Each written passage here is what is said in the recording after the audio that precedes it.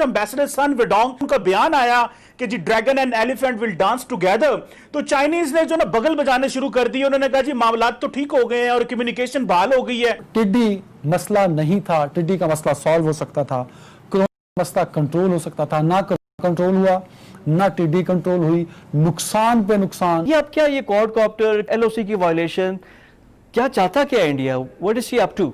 आपका हल्का, आपके हल्के से अगर एग्रीकल्चर खत्म कर दी जाए तो यूनाइटेड नेशन भी उस हल्के की गुर्बत को खत्म नहीं कर सकता। जो इंडिया बोलता है उसे दुनिया सुनती है। शुरू से हम एक साल सुनते हैं, वो एक वीडियो भी उसकी बड़ी वायरल होती है कि एक बच्चा फेल होकर घर आता है तो बाप पूछता है कि तुम पास हुए कि फेल हुए, तो बच्चा दूसरे बच्चे का हवाला देता है कि अब्बू वो फेल हो गया। तो अब्बू उनके फिर पूछते हैं वालिद साहब कि बेटा तुम पास हुए ये फेल हो गए, बच्चा दूसरे बच्चे का हवाला देता है कि फलां बच्चा भी फेल हो गया। तो वालिद साहब फिर पूछते हैं कि बेटा तुम्हारा रिजल्ट क्या आया, तो बच्चा तीसरे का नाम देता है। तो उसके बाद जब चौथी मरतबा वालिद पूछता है तो बच्चा फिर कहता है कि जब सारे फेल हो गए तो आपका बेटा कौन सा न्यूटन था, वो भी फेल हो गया। पाकिस्तान से भी जब पूछा जाता है कि ये डेंगू क्यों आया तो वो कहते हैं श्रीलंका में इतने मर गए, इंडिया में इतने मर गए, अफगानिस्तान में इतने मर गए, क्यों आया, इटली में इतने मर गए, जर्मनी में इतने मर गए। टिड्डी क्यों आई, वो कहते हैं इंडिया में इतनी आ गई, मस्कत में इतनी आ गई, अफगानिस्तान में इतनी आ गई। मतलब it should not be the response of Pakistan. ये एक मुल्क है और जिस मुल्क में 22 करोड़ लोग बसते हैं, 22 करोड़, ये दुनिया का 5वां बड़ा मुल्क बनता है। इतनी आबादी वाला, इतने रिसोर्सेज वाला मुल्क हो और जस्टिफिकेशन उस बच्चे वाली दे जो फेल होके आता है। कि दुनिया के रिसर्च आर्टिकल्स और पेपर्स को जब हम पढ़ते हैं तो टिड्डी मसला नहीं था, टिड्डी का मसला सॉल्व हो सकता था, कोरोना मसला कंट्रोल हो सकता था, ना कंट्रोल हुआ, ना टिड्डी कंट्रोल हुई, नुकसान पे नुकसान, नुकसान पे नुकसान। मैं पहले टिड्डी पे पूछना चाहूंगा इब्राहिम खान साहब, आपका हल्का, आपके हल्के से अगर एग्रीकल्चर खत्म कर दी जाए तो यूनाइटेड नेशन भी उस हल्के की गुर्बत को खत्म नहीं कर सकता। एक एग्जाम्पलरी हल्का है आपका, पूरा पाकिस्तान उसी तरह, जिस तरह आपका हल्का है उसी तरह का पूरा पाकिस्तान है। सर क्यों हम नाकाम हो गए, क्यों अथॉरिटीज ने टाइमली स्प्रे नहीं किया? और आपके कोलीग वुजरा जिसमें फखर इमाम साहब हैं, वो तो बैठ के कह रहे हैं कि जून में एक और गोल आएगा, जुलाई में इससे ज्यादा आएगा। मतलब आप किसान को ये कह रहे हैं कि तुम्हारे आमों के बाग तबाह, तुम्हारी चावल की पनीरी तबाह, तुम्हारे लगाए गए कपास के पौधे तबाह। ओ भाई, इस तरह तो पूरे मुल्क की इकोनॉमी बैठ जाएगी जो कि इस पर बेस करती है। सर साहब, कोरोना आ जाए, कोई और मसला आ जाए, हमारा एक पेरेनियल यानी हमेशा रहने वाला एक मसला है वो इंडिया के साथ ही है। ये अब क्या ये क्वाडकॉप्टर एलओसी की वायलेशन क्या चाहता क्या India? What is she up to?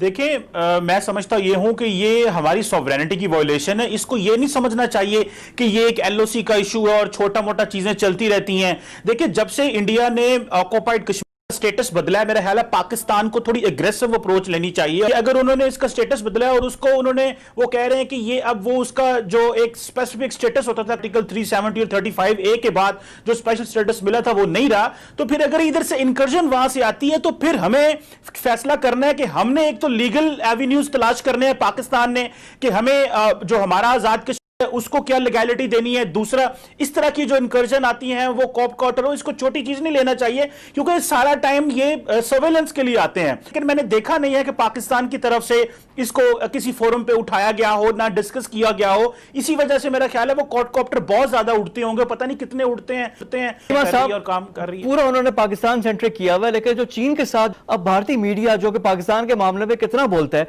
ये चीन वाले मामले में इस पे क्या भारतीय मीडिया का क्या रिएक्शन है? खामोशी क्यों है पुरस्कार?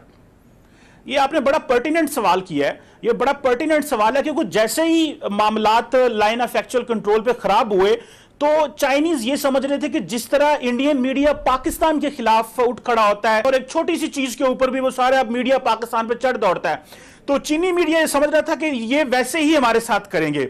लेकिन ये बड़ी इंटरेस्टिंग बात है कि इंडियन मीडिया ने चाइना की बात ही नहीं की, और बल्कि मैं वहां पे जाता रहा हूं इंडियन मीडिया पे, वो इसको दबाते रहे हैं। और जब चाइनीज एम्बेसडर सन वेडोंग का बयान आया कि जी dragon and elephant will dance together, तो चाइनीज ने जो ना बगल बजाने शुरू कर दिए। उन्होंने कहा जी मामलात तो ठीक हो गए हैं और कम्युनिकेशन बहाल हो गई है और किसी किस्म की हमें कोई प्रॉब्लम नहीं होगी। सो उन्होंने मजीद जो है वो कहना शुरू कर दिया जी चीन है, बड़े हैं, इंडिया बड़ा है, दोस्त हैं, भाई हैं, हम ठीक हो जाएंगे, पाकिस्तान को क्या मसला है। सो मेरा ख्याल है कि यहां पे जो जो इंडियन डीप स्टेट है और जो मीडिया का जो बिहेवियर है वो थोड़ा नोट करने वाला है कि वो समझते हैं कि अगर पाकिस्तान को दबाया जाएगा, मीडिया ऑफेंसिव खेला जाएगा, तो शायद पाकिस्तान दब जाएगा। वो हमें आज भी समझते हैं कि पाकिस्तान को जितना शोर मचा के दबा सकते हो वो उतना ही इंपॉर्टेंट है। चीमा साहब, तो ये तो फिर चीज तो एक्सपोज हो गई से ज्यादा की ये बातें हैं, तो जो इंडिया बोलता है उसे दुनिया सुनती है।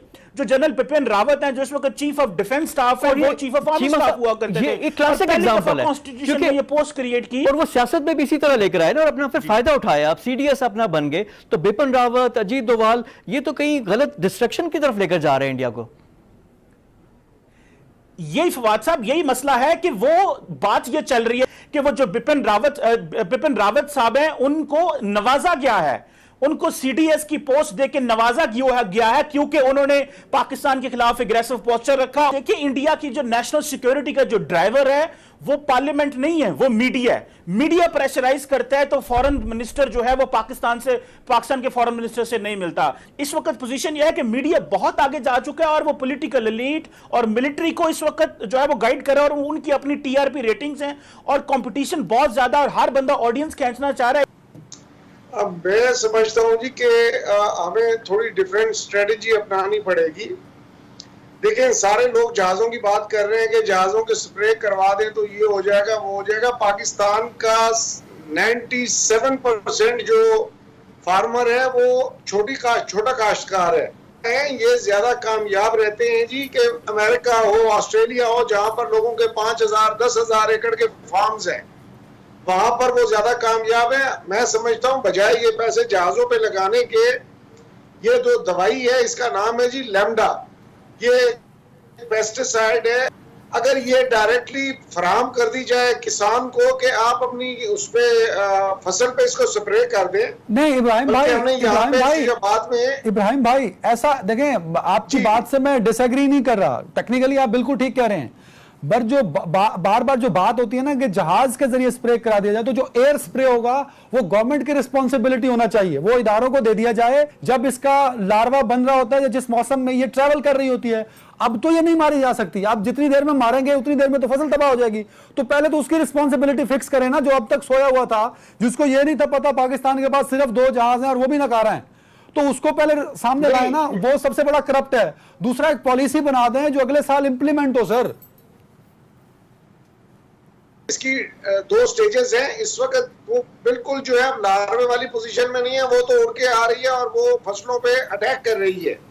फसलों को इस वक्त बचाने का इशू है, और उसके लिए बेहतर है कि जहां पर ये स्प्रेज हो जाए तो वहां पर जो है वो नहीं करती। हमने बाद में इसको प्रैक्टिकली एक्सपीरियंस किया है जी, कि जिस फील्ड पे स्प्रे किया हुआ था बैठी है लेकिन फौरी तौर पे उड़ गई है, और जिस फील्ड पे स्प्रे नहीं हुआ था वहां पे उसने उस सब्जी का था, बेसिकली टोमेटो की फसल लगी हुई थी, उसने तबाह कर दी। तो मैं कहने का मकसद ये था कि इस स्टेज पे इस वक्त इसको सिर्फ फसल को बचाने का सोचा जाए, इसको परमानेंट बेसिस पे खत्म करने के लिए अब इसने भागना है टुवर्ड्स सैंडी एरियाज। जैसे आपका भावलपुर है, तो जब ये उन सैंड ड्यून्स एरियाज में जाके दोबारा अपनी रीग्रोथ के लिए या उसके लिए ये अपनी इंक्यूबेशन पीरियड इसका है जिसमें किसी ने अंडे बच्चे देने हैं, तो उधर अगर आप स्प्रेस करवा दें जहाजों से, वो उसको उसके बेस को खत्म कर देंगे। सर, तो गवर्नमेंट का स्टैंड आ नहीं रहा ना भाई, आप ठीक कह रहे हैं। तो ये तो गवर्नमेंट को चाहिए कि इकदाम करे। सर, कब करेगी? मतलब देखे ना, 15 दिन तो हो गए इस खबरें देते देते हम लोगों को।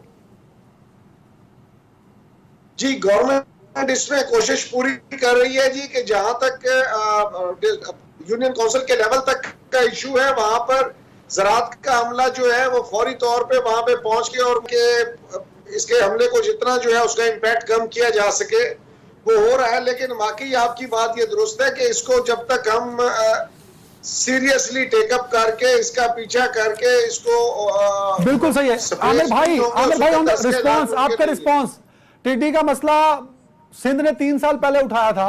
मेरी नजर में ये कौमी मसला है, ये इंडिविजुअल मसला नहीं है सर। तो बजाय इसके कि हर बंदा इंडिविजुअली इसमें इंगेज हो, गवर्नमेंट इसको क्यों टेकअप नहीं करती? सर आमिर साहब, देखिए, 2 साल से तहरीक इंसाफ की हुकूमत हम लोगों को ये बताना चाह रही है कि कोई भी मसला हुकूमत का नहीं है, सबका इंडिविजुअल है। वो टिड्डी दल का हमला हो, वो कोरोना हो, वो कहते हैं आप मार्केटों में जाएं, खुद अपने आप को बचाते फिरें, बीमारी से आप खुद को बचाएं, फसलों के लिए अगर टिड्डी दल आ रहा है तो आप बचाएं। जहाज का भी मशवरा दे दे कि जो अमीर काश्तकार है जहांगीर तरीन जैसे या दूसरे, तो वो तो जहाज इस्तेमाल कर लें और गरीब जाएं भाड़ में। जैसे इन्होंने कहा कि मजदूर बाहर निकलें ना निकलें, भाई हम तो आपको 12,000 रुपया महीना स्टेट नहीं दे सकती है, आप जाएं बाहर बाजारों में निकलें और बीमारियां लगाते फिरें।